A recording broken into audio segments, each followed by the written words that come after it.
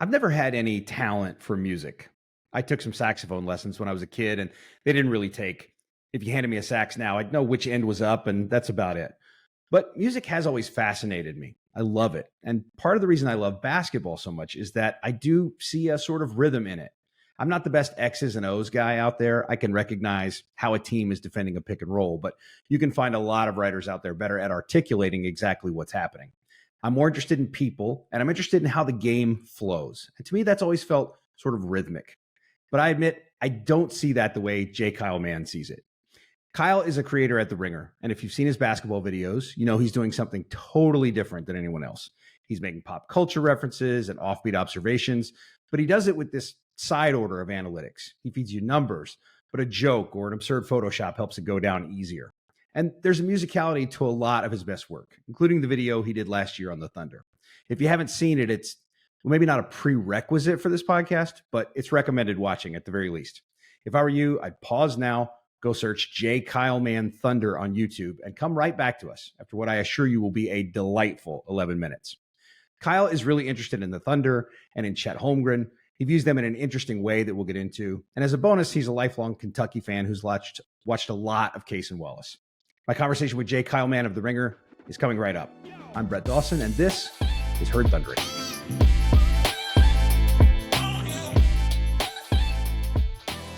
Before we bring in Kyle Mann, I want to take a minute to thank the sponsors who support our show: MidFirst Bank, Laser Light Skin Clinic, the National Cowboy and Western Heritage Museum, Fire Lake Casino, and your Oklahoma Ford dealers. Drive into your Best in Oklahoma Ford dealers today for the best deals on Ford's full lineup of trucks and SUVs. Ford is the best in Oklahoma. And so with that, we bring in J. Kyle Mann of The Ringer. Kyle, do I call you Kyle? It's weird for me to not call you J. Kyle.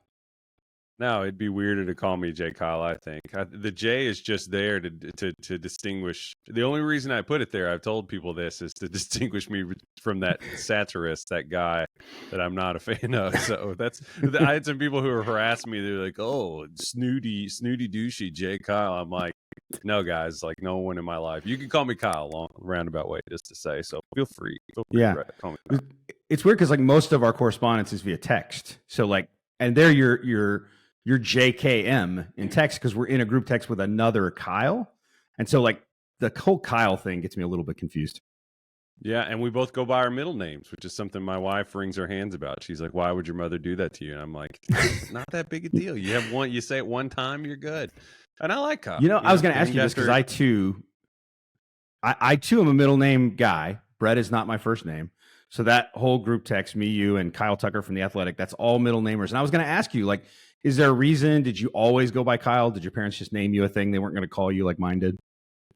I never really asked my mom why she did that. I know I'm named after Kyle Macy. I mean, like a lot of, there's a whole generation of us. You see it. It's funny to watch the name thing sort of sweep over the ripple. Like there's a bunch of Kobe's, there were a bunch of Shaqs. Yeah. Kyle's maybe not quite on the same level. I guess our claim to fame is, free throw shooting, a national championship, tennis pro, existence. There's that. A brief cup of coffee being witness to Michael Jordan's brilliance, But it's a great name, the K. I like it. Yeah. This is a really embarrassing story I'll tell real quickly before we get into the real stuff, is that I once got a new mattress. I bought a new mattress. I'd gotten this new job, and I was like, I'm going to get this is my splurge. I'm going to get a new mattress. I was really due for a mattress. And I had told our friend Kyle Tucker I was getting this mattress. And he's like, let me know when you get it. And I texted him a picture of the mattress, except I texted it to Kyle Macy. So did Kyle respond? He did not. He never got back to me on that one. But I sent Kentucky basketball legend Kyle Macy a picture of my new mattress. I don't know if that was if he felt that was an insinuation. the accidental. I was trying to I have my wife's nickname in my phone. I won't say what it is because it's so mushy and embarrassing. But I was trying to get my voice thing to recognize it so I could say it. I don't even use that, but I kept saying the nickname and my phone didn't recognize what I was trying to say, and it called the CEO of our company instead. Butt dialed it basically, and I'm just hammering the red button. No. It was way too late. I assume he saw it. That's amazing. Anyway, Yeah, look at us fools. I have some great stories about that I cannot share on the podcast that do not involve me, but some incredible things texted to coaches that were not intended for coaches. As we talk about those names, there's a bunch of Jalen's out in the world too. That's like a Jalen Rose thing. He is credited for all the names. And that segues us nicely into Thunder because everybody's named Jalen. In the intro, I talked about the video you did about the Thunder last year, and a bunch of stuff has changed since then. But I want to dive in a little bit starting with that because I love that video so much. As you know, I sent a clip of it to Sam Presti. Share it with him. I appreciate you doing that. I want to talk to him about that. I didn't realize he was such a music fan. Like I ran into him at the Wimby Scoot thing last year, and if I'd known that, I would have brought that up. But yeah, that's awesome. I appreciate you doing that. Yeah. So one of the things it's a great video. And as I told people, like legitimately, I would press pause here, go watch that and come back because we are going to reference it a little. It's updated. They've played a season since then. And Chet, we're going to get into the whole Chet of it all. But, part of the thing that was so interesting about that, so cool, you do a lot of cool stuff. You have a lot of pop culture references, but your videos in general, I think, have a musical kind of quality. Some of that is your voice. There's music in the background. But this was kind of specifically about rhythm and drummers. And I wonder what kind of got you there with it's the primary focus there. The most musical part of it is about Chet and Josh Giddey. Shea and Josh Giddey, and the way those guys kind of play off each other. And I wonder, is that like, are you always looking for rhythm in basketball, or did it something specific there catch you? There are a ton of parallels, which I'm a music person. I spent, the only time I really wasn't obsessively watching the NBA every single night was the decade that I spent trying to play in bands constantly. Always been, music's a big thing. Just always, my sister's a band director. Dad played in band. It's just a part of my life. But it's pretty hardwired in, and I think a lot of that is basketball is a rhythm sport in general. You hear people use that terminology constantly. They say, is he in rhythm? It's a fluid feel thing. Playing myself, I know I feel great when I'm in a rhythm. But then there's the flip side of it too is that the group dynamics between a band and between a basketball team are pretty overwhelmingly like in rhythm with each other. Like I constantly watch basketball teams and I think, okay, like the songwriting is coming from that person. This person is the second person who gets their hands on it and maybe they steer it in this direction. That guy's in his groove and has his steady thing that he does that supports the whole thing. There's always going to be the people who are like, Steven Adams was the bass player on that OKC. It's just kind of, there are just tons and tons of parallels between the two things. And you could probably take it into other areas. But the other part of it is I'd always kind of had the drummer as point guard thing in my head. I thought about, and I think it dates back to, I don't know if there's an exact moment I can think of it where I started thinking on that train, but Shea at Kentucky, we're both Kentucky guys. We're both from the, same congested area of the Bluegrass State, I always say. Shea always had this sort of like slow-mo-y kind of like, I always said he had this R&B kind of way that he played that was hard to, it was always, you'll hear about like in R&B, like the drummers will be behind the beat or something in this way that creates this groove, this funky feel. Shea always had that to me, and you couldn't speed him up. And I just loved watching him play for that reason. And then, I just kind of fleshed it out a little more once he got to OKC. Of course, they added Santa Clara, Jalen Williams to it to add an even more funky dynamic. But just that's kind of where it's that's a long answer, I know, but that's kind of where it came from. Yeah, no, that interests me because like my first real job starting out was covering Illinois basketball when Dee Brown and Darren Williams were there. I'm 100 years old. I know, don't at me. But like those guys, I always thought of those guys that way, in the way that Dee had a little bit of a lighter, almost jazzy touch to his game, the way he kind of darted quickly, almost like that improvisational kind of jazz. And I thought of Darren Williams, and I did write this at one point, as like more of a big hip hop beat, like a big loud, he's so powerful and he kind of, run right through you. And so I've always been drawn to that kind of thing, even though I have zero musical ability whatsoever. Like I can't do anything musically, but I enjoy that kind of comparison. And those two guys, I think what's fun about that now is that if you wanted to make a musical analogy, and I'd be bad at it because I'm not I don't know anything about music. But if you listen to like really layered music where a lot is going on, I think the Thunder are kind of doing that now, where they've got those two. You talked about the sort of the drumming style of those two guys, the rhythms that they play with. They're adding some new stuff. Jalen Williams obviously is one of those things that just sort of it's deepening the sound a little bit as we go forward. And I think to me, he and to another degree, Chet. Once we get into the Chet thing, I think it's making that dynamic make a little more sense. I think the SGA Giddy thing for a long time was like, how do these guys both work? They're both on ball guys. But I think as you start to see the total picture of what they're doing, the fit makes a little more sense, at least to me. Yeah. I think a big thing, an example here is like you can add a lot of pieces and continue to add nuance on there so long if you want to make a music and a basketball comparison here. If you want to continue to add and have like a collective, a lot of people on stage, you could do it, but you got to do it knowing that the individual pieces that you're adding go in with like a real deep role understanding, a real deep feel, a real sense for listening, not, going wild and overstepping something that's appropriate for the dynamic at the time. And I think even in that video at the end of it, I remembered watching that OKC group and just thinking, what really is the thing that would like really set this into motion? And I was thinking a big that's switchable with a lot of ball skills.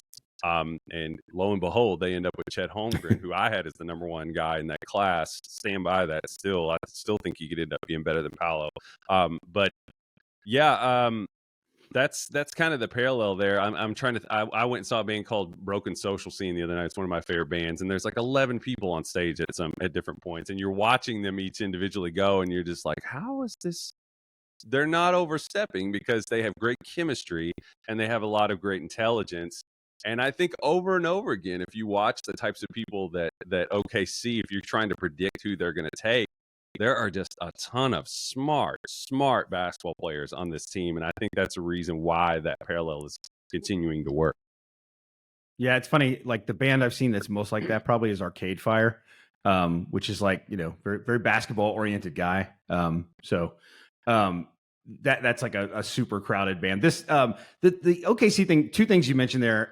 The Chet thing, it's so funny. I was talking to Sam Vecini from The Athletic for a story about Chet, and he was so good that I keep kind of going back to stuff he said and using stuff he said. But what he said was like going into that draft night, if you're OKC, the player you really wanted was like a big guy who was really switchable, but was like a true elite rim defender. And then a guy who could, if he got the defensive rebound, he could bring it. He could initiate a little bit of offense.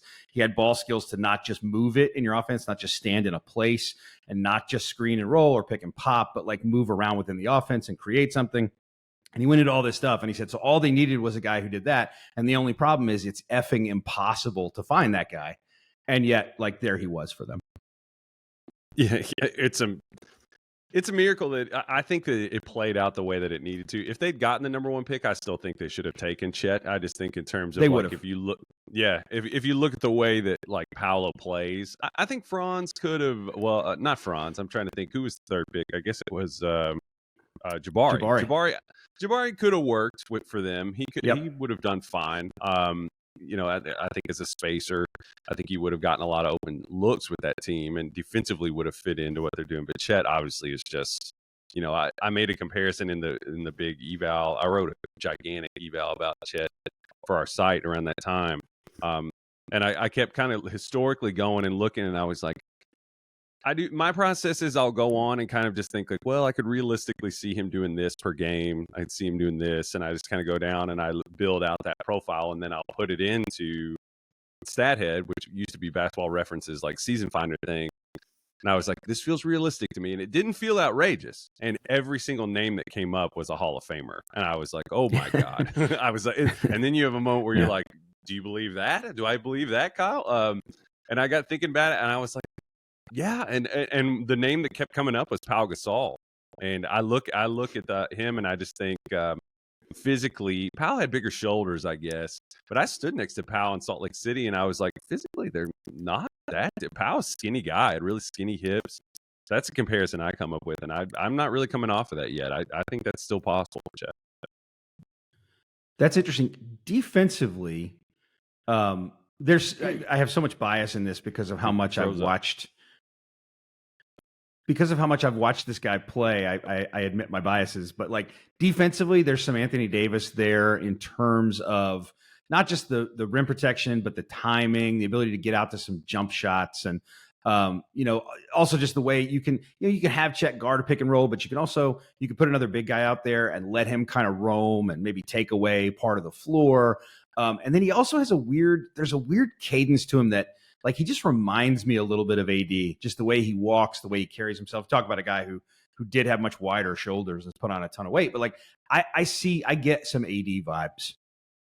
Yeah, I wonder if Chet's shoulder like width can obviously affect wingspan, and his are so much narrower. They have the same wingspan, 7'6". You wouldn't think so looking at them, but yeah, they both have. I've mentioned this on some of our shows too, that like one of the things that really encouraged me that is similar to AD is when you would watch AD in college, you would see these guys try to like barrel through his chest, or they try to like play physically with him and try to like knock him off his spot, and AD would still finish through the contact. He'd finish with touch, whether it be like a little baby hook or just around the back. I mean, I specifically remember Festus Ezeli just ramming into him over and over and over again, and AD was just kind of undeterred, and Chet has had similar situations. People have been kind of coming at him over and over again, and you see what just even a little bit. A good comparison would be that Gonzaga game. I guess it was in the second round. I think we watched that together over beers that night. That was the night I got really sick. I got norovirus that night. Not from you, I don't know, but yeah. Yeah. And not from the beers, to be clear. Yeah, and the norovirus IPA, never again. Not drinking that one again. Yeah. But Duren and Chet matched up that night, and I remember specifically Duren trying to run him over, and you saw Chet was hanging on for dear life. Fast forward to just a few nights ago, Duren and Chet face off again in the same part of the floor, and Chet doesn't roll over nearly as easily and just suffocates Duren. So you can kind of see what functional strength is doing for Chet, and it's only going to go up from here. He's his instincts are incredible. I just think he's going to be able to leverage a lot of those gifts that he has the more comfortable and strong he gets when he's out there. Did you see the play in that game? Cade Cunningham makes this incredible entry pass, and I don't know if Chet sort of gambled for it or if Duren kind of knocked him off his spot, but either way, he's kind of lunged forward. Duren gets that pass and goes to dunk it, and Chet just kind of smothers the dunk. Yeah. Cade made an incredible pass to get that in there. The passes, it was so good. Yeah, it was kind of it was kind of at a 45-degree angle, stepped into it and hooked it to him.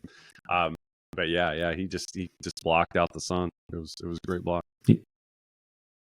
I know you watched Chet Wemby. I hesitate to call it like Chet Wemby 1 because it was a preseason game and they're going to play for real here in just a couple of weeks in the middle of the dumbest swing of the Thunder season, where they go out west for 2 games, come home for 1 Spurs game, and then go back out west because television.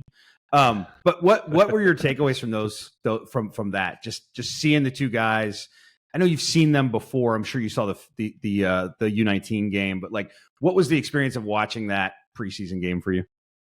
Oh my God, I was reeling. It's one of the very few times I'll try to like explain to my wife what's going on, and I just had my feet in the air. A lot of data, what's going on, kind of things. Julian really doesn't know how to compute enthusiastic reaction. My 3-year-old son doesn't know how to. He just can't process. So, anytime I scream, he just looks at me like a bizarre creature from another world.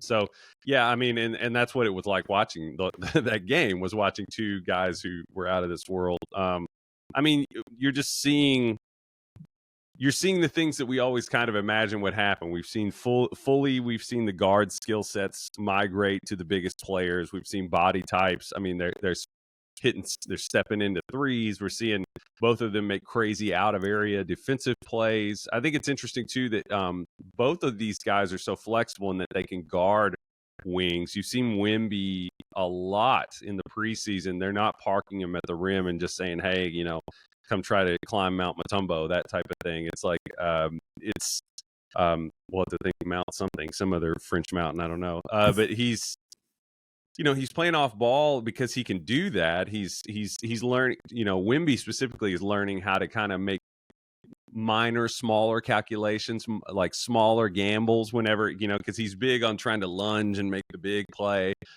He doesn't really have to do that. He can kind of make small wagers. Chet, I feel like, was a little ahead of him in that sense. He's not as like long, obviously, and I don't know that he's quite as athletic as Wemby, but in terms of bounce. But yeah, I mean, it's just crazy. You're seeing both guys can kind of pass off the dribble. They get better at finishing. They can, like we said, space the floor. The screening part of it's interesting. They're both lob threats. They're similar. It's just, Wemby's just bigger. It's a wild sort of peership between those two guys. There's a moment where he got this rebound over Chet's back legally, like didn't go over the back, and I wondered, like, when was the last time? Has it ever happened that Chet was like, well, I was in position, I just wasn't tall enough to get that rebound? Yeah. God, I mean, they both. Chet kind of, the dynamic was interesting between them in the FIBA game, just because Chet kind of kept attacking him off the dribble and had sort of, I don't know. I'm going to be interested to see how Chet's bag develops, because he does kind of love to do that hard dribble right, spin to the left. He's already showing some signs that he's good at drawing that foul, getting his arms under arms. I was texting you, I think, when it was going on, that he just had Zach Collins in prison. Like, Collins was just helpless. They're both. Wemby's a little bit of a different challenge. I think he's a little more vulnerable off the dribble. He's going to have to learn how to keep his dribble a little bit lower whenever he's in the mid range and things like that. But I don't know. It's a wild time to be alive to watch these two. I'm excited. How many times do they play this coming season? I think did they play 3? That's a good question. I should know that off the top of my head, and I don't. But I know that it's real soon. The first one is here, and it's really soon. It's in a few weeks, couple of weeks. Yeah. It's in November.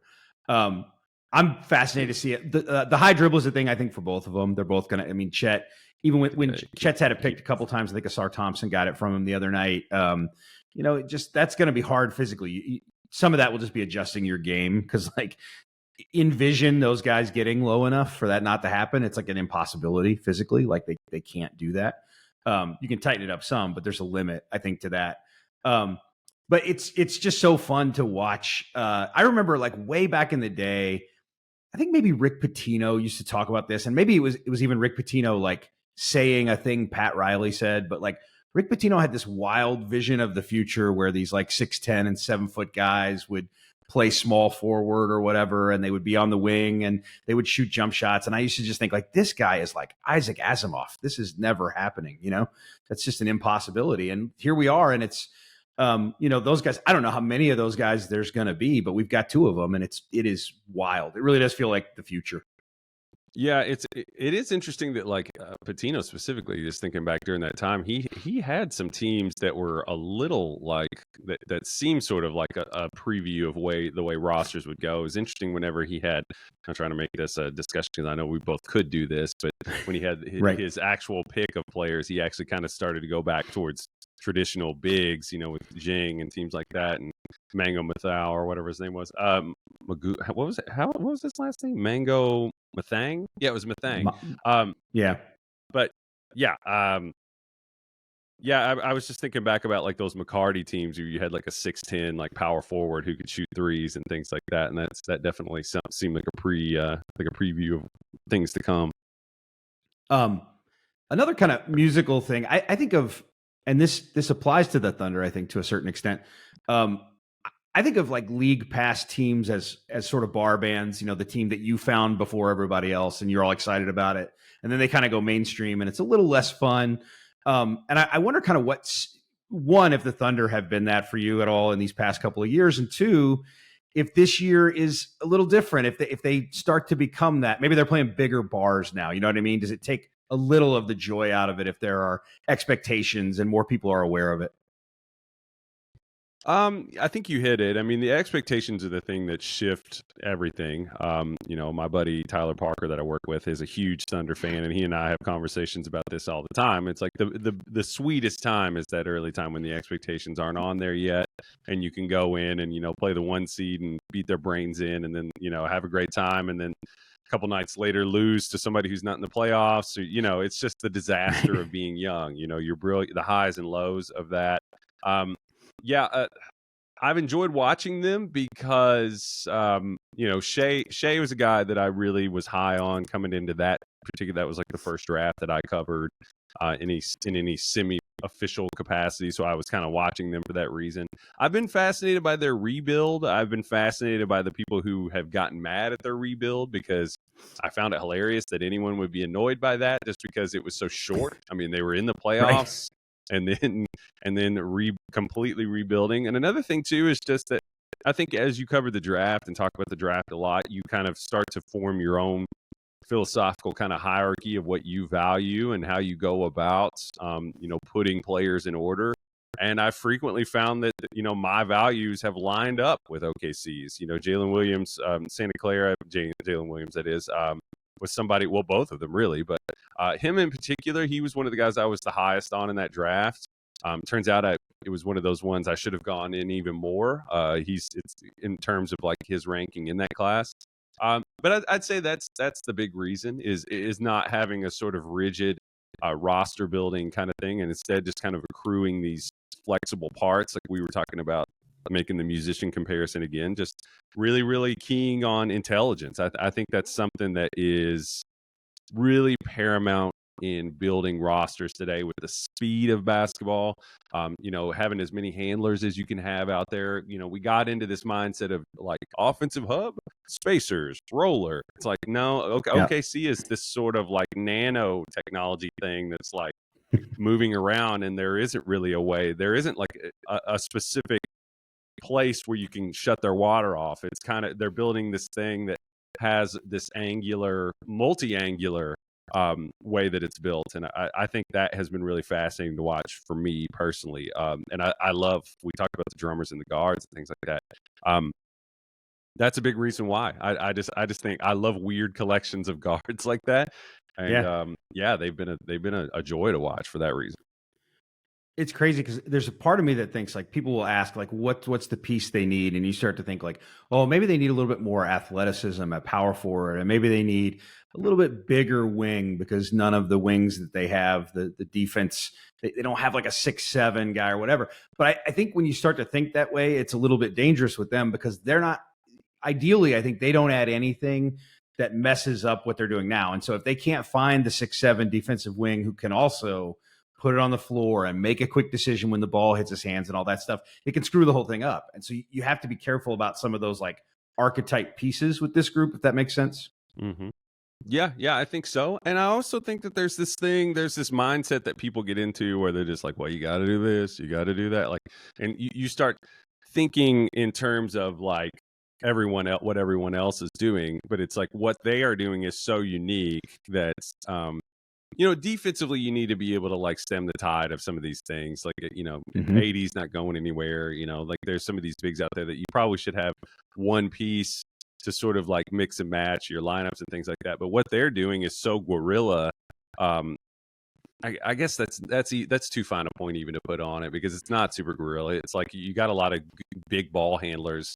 That's not that novel. And if they had like 8 6'1" guys, I'd say that's pretty novel. Like I don't want to go overboard here and say like what OKC is doing is like super, super weird, but it is angular in a way, like I said earlier, to use that word again, where they are in a position to make people play their style. You obviously worry about, was it Valanciunas that kind of chewed them up in that play-in game a little bit? Yeah. You worry about that, but Chet's coming in here. You've got Arkansas Jalen Williams coming in as a year older. I think those two together defensively are going to be tough. I think you definitely want to preserve some kind of a mindset of like making people come to your style rather than the other way around. Yeah. One of the things, like I haven't watched them as closely as I will this year because I'm back covering them. But like if you just watch clips and stuff and watch the games that I've watched over the past few years, I would guess that in a given season now, Shea sets more screens than Russ set here, like in his time here.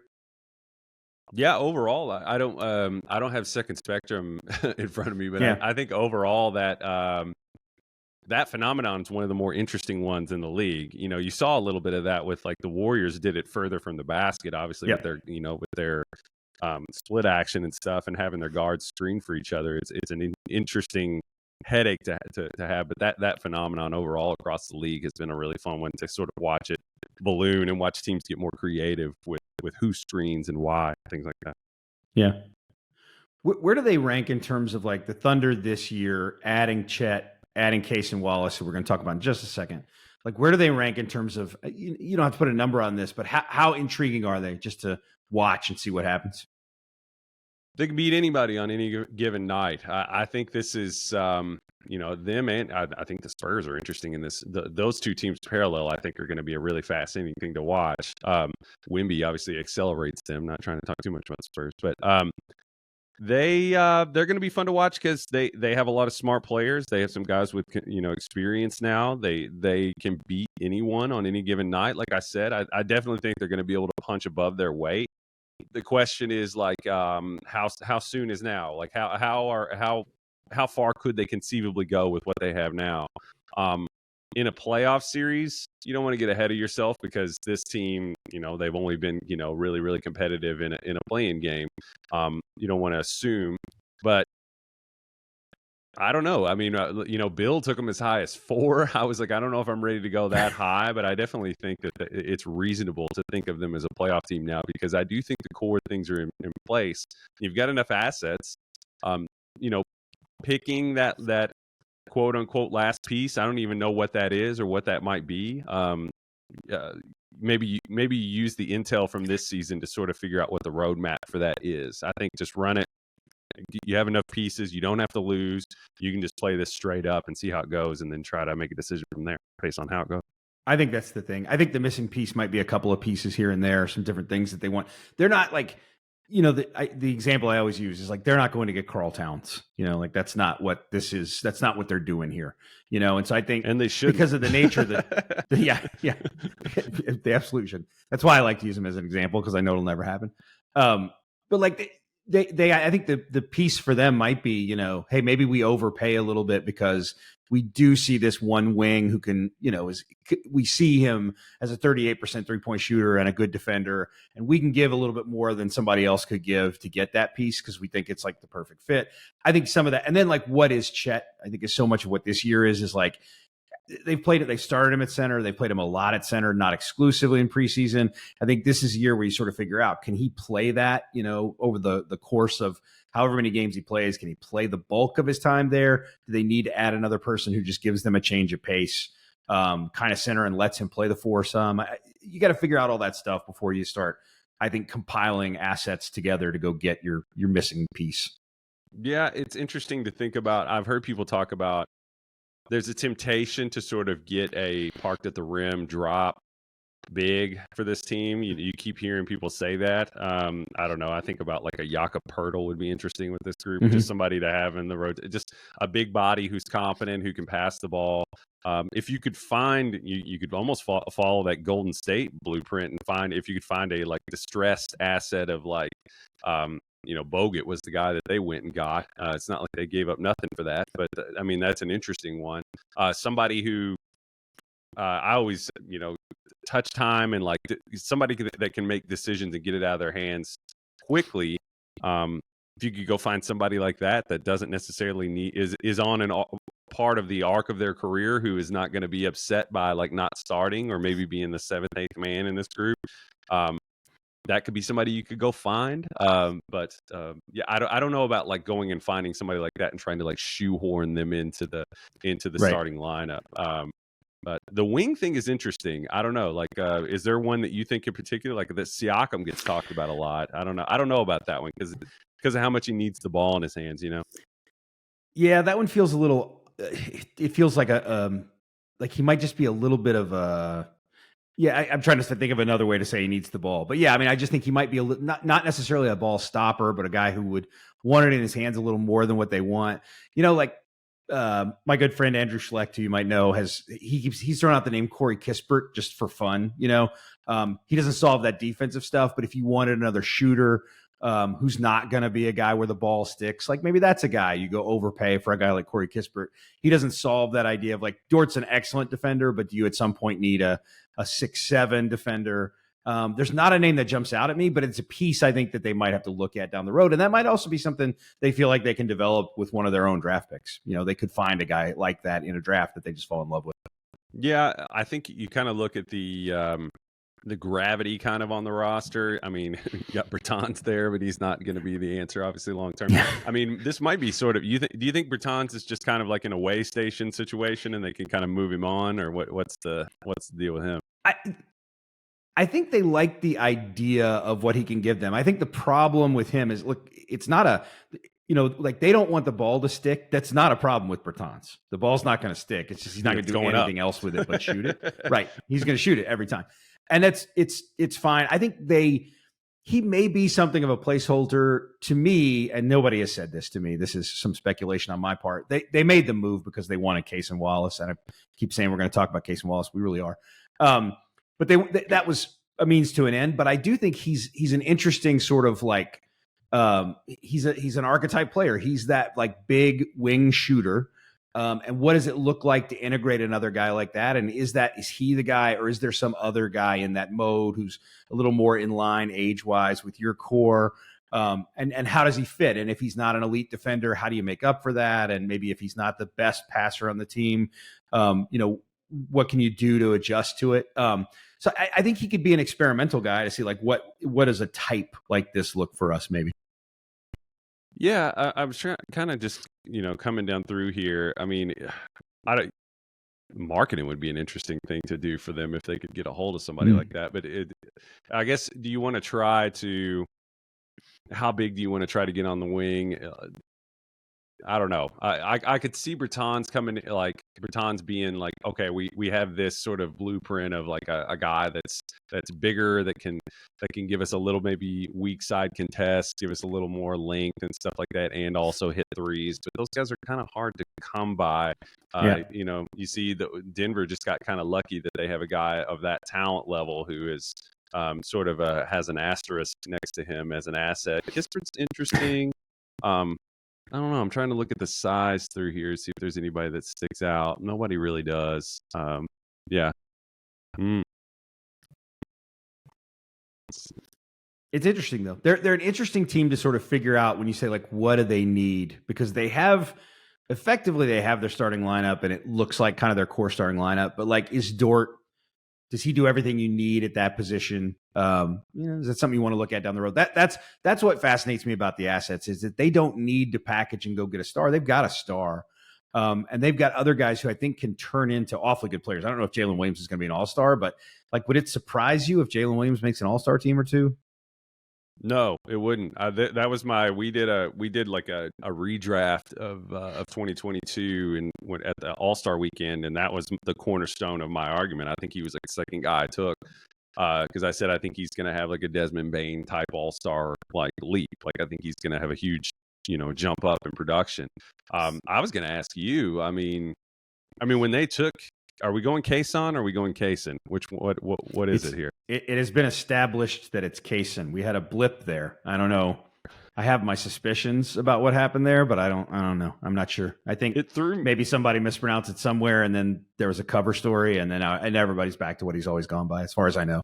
Thank God. It really threw my brain off having to call him Cason. Yep. I was struggling.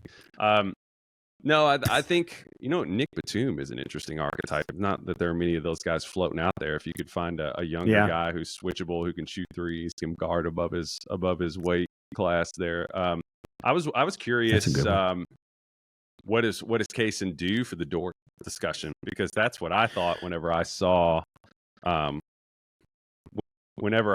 that draft pick. I was just thinking, okay, well now they've kind of got the defensive issues there. They've got a defensive tool that's similar, but this guy has like legit pick and roll sort of upside as maybe your fourth ball handler. But what do you think Cason does for the Dort? discussion going forward. It's interesting because I think a lot of people had that thought, like when they drafted him, did they just draft the Dort replacement? Because, Dort, he plays bigger than he really is. He's just not that tall. Kaysen is shorter, but not a lot shorter. And he has a lot of the same defensive abilities. And he's, theoretically a better ball handler and a better creator. We haven't seen him do that at the NBA level, but certainly that's his pedigree. I don't think he makes Lou Dort redundant. I think it's great for them to have two of those guys and have the option of putting them on the floor together, have one of them out there at all times, just a guy who can really be dogged on the ball. But I do think he gives them some flexibility there. I think if you decided that the move you needed to make, the team that you were trying to make that move with wanted Lou Dort, I don't think today you feel that way about Kaysen Wallace necessarily, but I think you can see a world where they feel like, okay, we can let go of this piece because we've got this next thing coming up.